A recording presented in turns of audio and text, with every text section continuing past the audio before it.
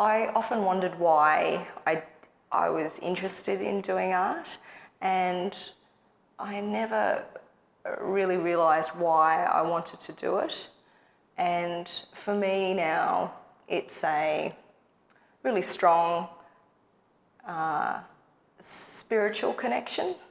I think that when you're in the act of creating, there's a meditation, there's something else that happens. You're a conduit for magic in a way. So I suppose this is where all of the works come from, that space.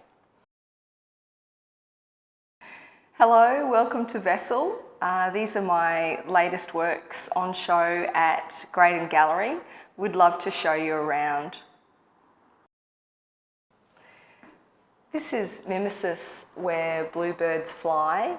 Mimesis is a word that means mimicry, and it's often seen in nature. So you'll see plants mimicking other plants or other things for survival, and for a number of reasons, for attraction, etc. So I really like that idea, this connection between these women and my own life. They're like these avatars, these fantasy selves. So I really like that connection there. Mimesis really references a lot of my attraction to utopian imagery, a lot of Chinese propaganda artwork and posters I love, and Russian propaganda posters. There's an element to that in my work. I love Indian goddesses and images of idolatry, really.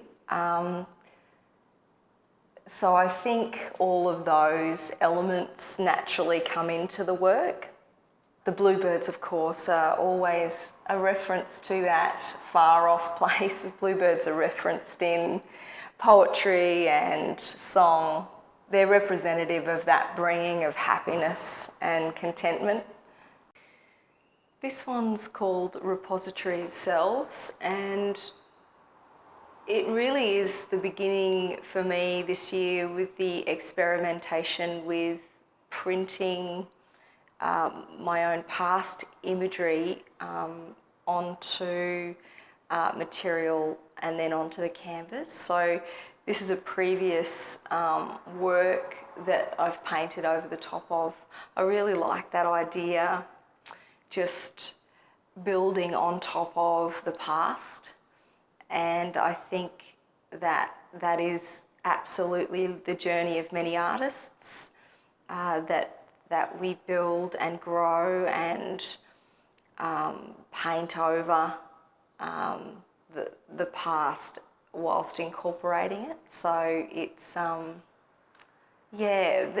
actual composition is quite, there's a darker quality to this particular piece. Because I see them all as avatars, these spirits, these creativity spirits, this one is definitely a guardian for that sort of thing. She's simultaneously got this prettiness around her with the palette, with those pastel palette colours, and yet at the same time there's a seriousness and a strength to her stare, and she's impregnated with some of the past imagery that I've created. So it's this constant birthing and rebirthing of forms. And obviously as an artist, there are times you need to be protective of your babies, your creative children, and there are times of vulnerability as well. So I like to think she's this fierce guardian feminine, fierce, feminine guardian for creativity. This work's called Tabletop Trinity, the Internal Made External. This is one of the still lives that I've produced for this body of work. Of course, it involves that lovely vessel shape and vase-like shape that's been symbolic throughout the show. I love the idea of a still life arrangement being something, an internal observation rather than an external observation of an actual arrangement. Really like that idea. This one's called Kimono of Souls.